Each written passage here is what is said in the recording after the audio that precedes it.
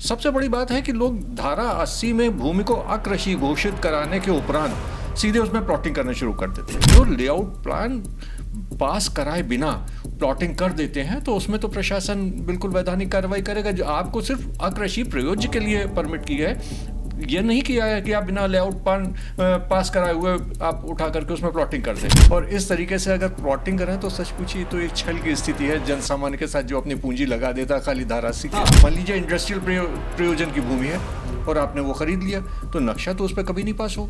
नक्शा पास करा है अगर बनवा लिया तो जो है खामियाजा तो भुगतना ही पड़ता है। आपकी चंद्र सिटी जो खैराबाद में है उसका लेआउट प्लान है।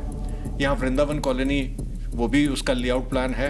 धारा 80 राजस्व संहिता की वो धारा है कि कृषि भूमि को यदि किसी कृषि प्रयोज्य की भूमि है और उसे कोई व्यक्ति अकृषि अपना घोषित कराना चाहता है तो न्यायालय द्वारा एसडीएम जो कंसर्न एसडीएम है उनकी कोर्ट से उसमें रिपोर्ट मंगा करके देख के कि इसका प्रयोजन कृषि के रूप में तो कृषि भूमि के रूप में तो नहीं हो रहा है और एक सर्टेन कंडीशंस के साथ उसको वो अकृषि घोषित कर देती है।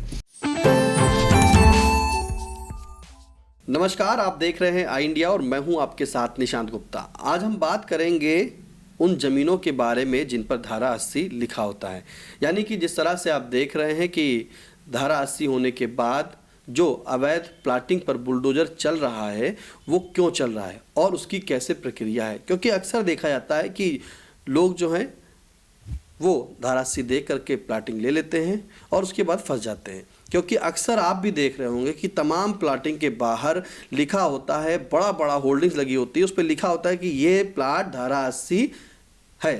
तो अब धारा 80 है, उसके बाद भी इस वक्त आप सीतापुर में कार्रवाइयों का दौर देख रहे होंगे कि बड़ी बड़ी बिघों में बनी प्लाटिंग को ध्वस्त करा दिया गया। फिलहाल हमारे साथ बातचीत करने के लिए वरिष्ठ अधिवक्ता अजीत चंद्रा जी मौजूद हैं, जो नगर पालिका के और उत्तर प्रदेश राज्य के विशेष अधिवक्ता के रूप में भी कार्य करते हैं। अधिवक्ता जी, आपका इंडिया में बहुत बहुत स्वागत है। धन्यवाद।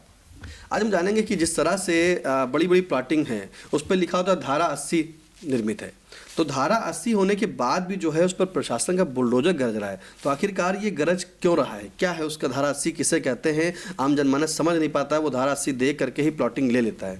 हाँ, थोड़ा सा विधिक जागरूकता का अभाव है।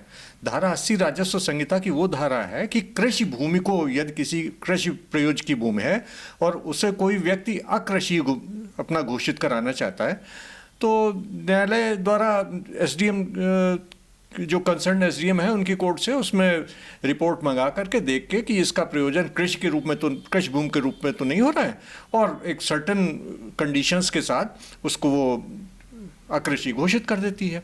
अकृषि घोषित कराने का मतलब ये है कि वो लगान से फिर खारिज हो जाती है और उस पर जो वरासत के कानून राजस्व संहिता के वो न लागू करके व्यक्तिगत कानून वरासत के कानून उस पर लागू होते हैं।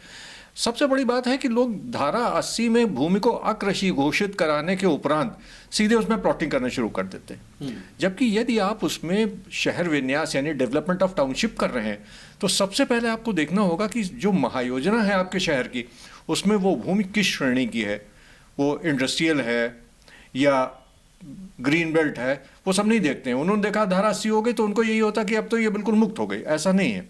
फिर उसमें आपको एक लेआउट प्लान पास कराना पड़ेगा, क्योंकि आरबीओ एक्ट के तहत जब आप एक लेआउट प्लान पास कराएंगे उसमें 15 जैसे लेआउट प्लान में आपको ग्रीन बेल्ट बनानी पड़ेगी, 15% एरिया आपको रिजर्व करना पड़ेगा ईडब्ल्यूएस के लिए प्लॉट यानी छोटे काटने पड़ेंगे, इकोनॉमिकली वीकर सेक्शन जो है सोसाइटी के उनके लिए आपको करने पड़ेंगे, कम्युनिटी हॉल देना पड़ेगा, रोड आपकी जो है वो करीब 7.5 मीटर है, जहाँ तक है उससे कम चौड़ी नहीं होनी चाहिए, तो यानी 20-22 फीट रोड की चली जाती, मेन रोड 30 फीट में आती है। तो इस तरीके की तमाम बंदिशें हैं। मेरे जहाँ तक संज्ञान में है आपकी चंद्र सिटी जो खैराबाद में है उसका लेआउट प्लान है। यहाँ वृंदावन कॉलोनी वो भी उसका लेआउट प्लान है। ये दो तो मेरे जानकारी में है। जो लेआउट प्लान पास कराए बिना प्लॉटिंग कर देते हैं तो उसमें तो प्रशासन बिल्कुल वैधानिक कार्रवाई करेगा। जो आपको सिर्फ अकृषि प्रयोज्य के लिए परमिट की है, ये नहीं किया है कि आप बिना लेआउट पास कराए हुए आप उठा करके उसमें प्लॉटिंग कर दें। अधिकांश लोग ऐसे ही प्लॉटिंग कर रहे हैं, बड़ी बड़ी प्लॉटिंग चल रही है शहर में, उस पर लिखा होता है कि धारा 80 बना है, नाली बना दी है, पार्किंग दे दी है, लाइटें दे दी हैं, तमाम चीज़ें लोग ने ऑफर दे करके लोगों को प्लाट बेचने का काम कर रहे हैं, कई को मकान भी बन जाते हैं। तो ऐसे में अब जब कार्रवाई हो रही है तो कहीं ना कहीं कोई कमी होगी। कमी तो ये है कि इसमें विधिक जागरूकता की कमी, जैसे मैंने आपसे पहले कहा था, वही है। इसमें कोई भी व्यक्ति अगर ऐसी प्लॉटिंग की जगह है तो वो किसी सुयोग विधि विशेषज्ञ से ये पूछ ले कि ये सही है कि नहीं है, महायोजना में इस भूमि का लैंड यूज़ क्या है, किस श्रेणी की भूमि है, और इसका लेआउट पास हुआ है संयुक्त योजक कार्यालय से या नहीं हुआ है। जमीन की श्रेणी भी अलग अलग होती है। श्रेणी अलग होती है। वो तो आपका जो महायोजना का जो मानचित्र है आप देखें, उसमें अलग अलग कलर से डिफाइंड है, श्रेणी लिखी हुई है कि ये किस प्रयोजन की भूमि है, श्रेणी की। तो उसकी अनिभिज्ञता के कारण जो जन सामान्य है वो चोट खा जाता है, और आदमी प्लॉटिंग में खाली धारा 80 को ही अंतिम समझता है, जबकि इसके आगे ये पहली सीढ़ी है, इसके आगे और सीढ़ियां चढ़ करके तब आप प्लॉटिंग के लिए सक्षम हो पाएंगे। तो जैसे धारा 80 ने बताया, जो भूमि होती है कृषि भूमि, वो खाली अकृषि कर देते हैं बस। सिर्फ अकृषि प्रयोज की भूमि, वहाँ पे खेती तो नहीं करते, वहाँ खेती नहीं होती। और इसको देखिए रिस्ट्रिक्शन इसलिए भी लगाया गया है महायोजना के लिए, इसलिए क्योंकि कृषि भूमि हमारी श्रिंक हो रही है इस समय, और कृषि भूमि जगह जगह लोग अकृषि घोषित करा करके तो हमारी कृषि की पैदावार वगैरह भी घट रही है, इससे उपज पे भी प्रभाव पड़ता है। तो ये भी एक जनहित का बहुत महत्वपूर्ण बिंदु है, तो उसको भी ध्यान में रखा जाता है। और इस तरीके से अगर प्लॉटिंग करें तो सच पूछिए तो एक छल की स्थिति है जन सामान्य के साथ, जो अपनी पूंजी लगा देता है खाली धारा 80 के। तो उनके लिए ये सजेशन है कि वो किसी सुयोग विद विशेषज्ञ से जानकारी करके तब इस पे कोई कार्य करें। और अगर नक्शा नहीं पास कराए बिना मकान बना लिया तो विनिमित क्षेत्र में तो वैसे ही वो ध्वस्त कर दिया जाएगा। बिना नक्शा पास कराए मकान बनाना तो एक ये तो अच्छा, जैसे मान लीजिए जैसे किसी ने प्लाट ले लिया तो छल तो हुआ कहीं ना कहीं, तो प्लाटिंग जो कर रहा है वही छल कर रहा है, वही कर रहा है। उसने आपको अपना बताया नहीं है सारी बातें, आपने खाली धारा 80 देख करके ये उपधारित कर लिया कि हाँ ये तो बिल्कुल सही है। अच्छा, मकान बनाने के लिए भी नक्शे की आवश्यकता होती है। विनिमित क्षेत्र के जो आपके नियत प्राधिकारी हैं, जैसे आपके शहर सीतापुर में सिटी मजिस्ट्रेट में ये अधिकार नियत है, आप उनके यहाँ मानचित्र सबमिट करिए, और उसमें कि आपके प्लॉट पे लगभग 63% पर ही आपको कंस्ट्रक्शन की होगी, बाकी आपको सेटबैक भी छोड़ना होगा। वो भी तो ये सब चीज़ें हैं जिसको लोग इस विधिक जटिलता को नहीं समझते हैं, उसको इग्नोर कर देते हैं, उसका उन्हें खामियाजा भुगतना पड़ता है। तभी अक्सर देखा जाता है कि जब कहीं कोई कार्रवाई प्रशासन की होती है तो लोग कहते हैं नक्शा दिखाइए, तो नक्शा उनके पास होता नहीं, क्योंकि वो एक बना लेते हैं मंजिला मकान, कहीं बना लिया उसके बाद गिर गया। हाँ, तो वो तो उनके अपने रिस्क की बात है। उन्होंने देखिए, ये तो कोई नहीं है कि साहब हमें विधिक जानकारी नहीं है तो दंडित हमें ना किया जाए, वरना तो आदमी जुर्म करने के बाद कहेगा साहब मैंने तो ये संहिता पढ़ी नहीं थी, गलती से मुझसे ये अपराध हो गया, अब पढ़ ली है, अब आइंदा से नहीं करूंगा। तो ये विधि का निम्नलिखिता जो है इसका कोई एक्सक्यूज नहीं है। ये तो रही धारा 80 की बात। धारा 80, अगर कोई व्यक्ति जो है वो प्लाटिंग कर रहा है, उसको विधिवत पूरी तरीके से एक सही प्लाटिंग का क्या मानक होता है, कैसे वो प्लाटिंग करे और कैसे जो व्यक्ति उसको खरीदे, दोनों में जानेंगे। उसको तो एक ब्रोशर बनाना चाहिए कि ये, क्योंकि जब आप अपना उसमें सबमिट करेंगे लेआउट प्लान के लिए पास कराने के लिए, तो सबसे पहली कंडीशन है कि वो कृषि प्रयोज की भूमि नहीं होनी चाहिए, इसलिए वो अकृषि घोषित करा दी जाती है। तो वो धारा 80 से सही हो जाएगी। वो धारा 80 से पहला स्टेप हुआ।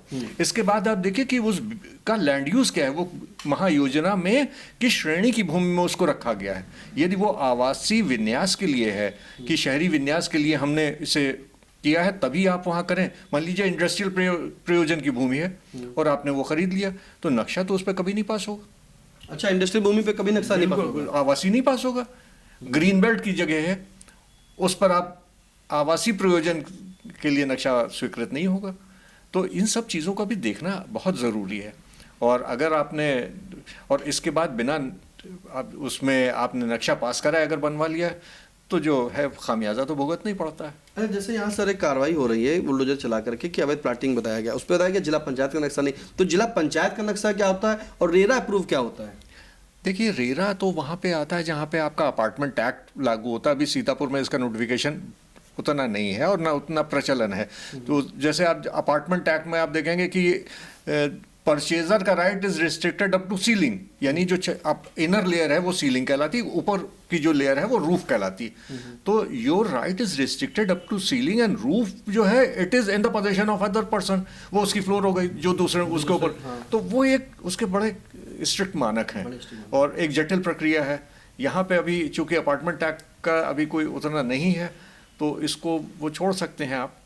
अच्छा अच्छा। तो जैसे ये रेरा रेरा वाला हो गया, अलग मामला हो गया, जिला पंचायत का नक्शा पास, तो नक्शा पास कराना मतलब अगर प्लाटिंग आप कर रहे हो तो सभी लेआउट आपको पास कराना है और नक्शा पास कराना है। जिला पंचायत में भी जब आप उसे रखेंगे तब भी वहां भी भूमि की श्रेणी देखी जाएगी, क्योंकि विनिमित क्षेत्र और नगरपालिका की सीमा में अंतर है। नगरपालिका की सीमा से कहीं ज्यादा आगे तक विनिमित क्षेत्र की सीमा है।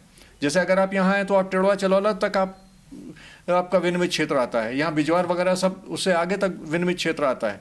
तो आप विनिमित क्षेत्र और नगरपालिका की सीमा में जहाँ भ्रम की स्थिति होती है, वो सोचता है नगरपालिका के बाहर निकल गए, अब तो हमें विनिमित क्षेत्र में जाने की आवश्यकता नहीं है, वहाँ पे उसे धोखा हो सकता है। तो अगर आम जनमानस को जो प्लाटिंग खरीदनी हो, प्लाट लेना, तो वो सबसे पहले क्या करे? खाली क्या वहीं बैनर दे के वो किससे पूछे, कहाँ जाए? सबसे पहले तो वो धारा 80 अगर वो हुई और धारा 80 के बाद उन्होंने अपना लेआउट प्लान पास करा लिया तो वो ज़रूर देख ले कि भाई लेआउट प्लान आपने पास करा है, ये दिखाइए। और ये भी देखें कि लेआउट प्लान में उसने जो रिजर्व श्रेणी की जो भूमि है वो तो नहीं खरीदने जा रहा है कि ईडब्ल्यूएस के लिए है या ग्रीन बेल्ट के लिए है या कम्युनिटी हॉल के लिए या पार्क के लिए है। तो ये सब देखना ज़रूरी है और इसके लिए किसी भी विधि विशेषज्ञ से वो पूछेगा, मतलब सुयोग्य विधि विशेषज्ञ, तो ये भ्रम की स्थिति फिर नहीं रहेगी। देखिए, अगर आप प्लाटिंग खरीद रहे हो तो आपको एक विधि विशेषज्ञ से जो है बात करनी पड़ेगी, उसे जानकारी लेनी पड़ेगी कि आखिरकार ये ज़मीन है, इसका लैंड यूज क्या है, क्या इसका लेआउट पास है, क्या इसका नक्शा पास है, और क्या ये ज़मीन जो है वो खाली आकृषि नहीं देखना है, वो भी देखना है कि कॉमर्शियल है या आवासीय है, शहरी है, तमाम चीज़ें देखनी पड़ती हैं। ये आपको एक सही से विधि विशेषज्ञ वहाँ पर बता सकेगा, क्योंकि आप अगर ज़मीन ले लेते हैं तो आपको नक्शा भी पास कराना होता है। फिलहाल ये रही धारा 80 और इस तरह से कार्रवाइयों की। अब जानते हैं नज़ूल पर। जिस तरह से इस समय प्रशासन जो है नज़ूल की भूमि पर भी काम कर रहा है, कार्रवाई कर रहा है। कार्रवाई के दौरान अगर वो कहते हैं कि सरकारी ज़मीन पर कब्जा था, उससे हटाया गया है, तो उस पर क्या कहेंगे? देखिए, नज़ूल का तो सबसे पहले कॉन्सेप्ट ये है कि नज़ूल के बारे में आप जानिए। नज़ूल की भूमि जो है उसका स्वामित्व जो होता है वो राज्य सरकार का है, वो राज्य सरकार के स्वामित्व में है। और राज्य सरकार द्वारा जो लोकल बॉडी है, जैसे आपकी यहाँ म्यूनिसिपल बोर्ड है, तो म्यूनिसिपल बोर्ड उसका मैनेजमेंट करता है। नज़ूल मैनुअल के पैरा 45 में दिया गया है कि इसका मेंटेनेंस जो है लोकल बॉडी करेगी। तो लोकल बॉडी अपने यहाँ एक फॉर्म नंबर 45 इसका जो होता है उसको मेंटेन करती है और उसका एनुअली चेक अपना करा लेती, जो कलेक्टर के यहाँ रिकॉर्ड होता है। तो डीएम साहब के यहाँ का जो रिकॉर्ड है सेंट्रल रिकॉर्ड से उसे एनुअल चेक करा लेती है। अब नज़ूल की भूमि जो है उसको ये है कि यदि वो किसी पर्पस के लिए दी गई, जिस श्रेणी के लिए दी गई है, सिर्फ उसी श्रेणी के लिए उसे आप आवासीय पर्पस के लिए दी गई है, आपने उसे कॉमर्शियल बना दिया। या नज़ूल की वो भूमि जो रोड पर्पस से है उसमें आप अतिक्रमण कर रहे हैं। जैसे ज़्यादातर देखा जाता है कि नज़ूल की भूमि पे मकान बना, मकान बनने के बाद आगे 3 फुट छज्जा बना लिया और छज्जा बनाने के बाद फिर उस छज्जे के ऊपर मकान बन के और फिर ऊपर छज्जा हो गया। तो आपकी जो टाइटल डीड है अगर उसे एग्जामिन किया जाए तो बहुत से ऐसे मकानात आ जाएंगे कि वो नज़ूल की भूमि पर अतिक्रमण पाए जाएंगे।